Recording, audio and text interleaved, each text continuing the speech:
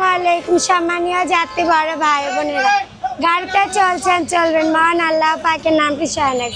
ভাইরা বোনে, আমার বাবা বেঁচে নেই, মা খুব অসুস্থ, তা আপনাদের মাঝে আসেন। এক ডিপি চকলেট বিক্রি করে মায়ের চিকিৎসা।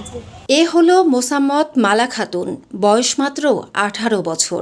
ভালোবেসে সংসার গড়ার স্বপ্ন দেখেছিলেন, প্রেম করে বিয়ে করেছিলেন নিজের পছন্দের মানুষকে, কিন্তু সেই স্বপ্ন আজ ভেঙে চুরমার। স্বামী তাকে ছেড়ে চলে গেছেন, রেখে গেছেন এক অসহায় শিশু সন্তান।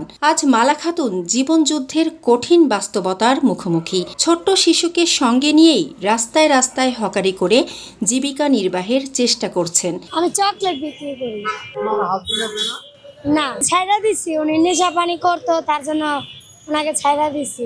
ভালো না, মারধর করতো। যে আমার স্বামী নেই আমি বুঝি, তো আমার কষ্ট করে খাইতে, স্বামী থাকলে তার কষ্ট করে খাইতে হইতো। অনেকদিনই না খেয়েছিলাম, ছিলাম না এমন কথা না। একদিন খাইছি আরেকদিন খাই নাই, ভালো লাগে না। এই কারণে হয়তো মনে করেন আমি ওনার সাথে প্রেম করে বিয়ে বসছি, দেখেই তো উনি আমি বলতে পারি না। ওনার ছাড়া আমি আরেকজনের কাছে যাইনি। প্রেম করছি তো আমার ছোড়তো না, 3-4 মাস, 3-4 বছর, 3-4 মাস।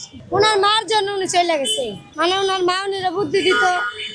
হ্যাঁ, আবার আমার মারতে দাও দিছে, দাও দিয়া ধরছে, হাত কাইটা দিছে। এই যে আমি চকলেট বিক্রি করি, আমার তো এগুলো ভালো লাগে না। রাস্তাঘাটে আমার একটা বাচ্চা নিয়ে যায়, আমি এগুলো করে, আমার অনেক কষ্ট হয় না। এই কারণে একটা ব্যবসা বাণিজ্য পাইলে মনে করেন আমি বৈশা করতাম, একটা ব্যবসা করতাম, আমার বাচ্চারা নিয়ে যেমন পারতাম চলতে পারতাম। কিন্তু এরকম বাসে বসে মনে করেন নামা ওটা অনেক কষ্ট দেয়। তো অনেক মানুষ অনেক খারাপ কথা বলে, কিন্তু আমরা এবার কান দিই, আমরা কান না দিলেই চলে। দিনভর পরিশ্রম করেও অনেক সময় 3 বেলা খাবার জোটে না মা ও সন্তানের। অভাব, অনিশ্চয়তা আর সংগ্রাম যেন তার নিত্যসঙ্গী। তবুও সন্তানের মুখের দিকে তাকিয়ে হার মানতে চান না তিনি। সমাজের বিত্তবান ও মানবিক মানুষের সহযোগিতা পেলে হয়তো আবার নতুন করে বাঁচার স্বপ্ন দেখতে পারবেন মালা খাতুন।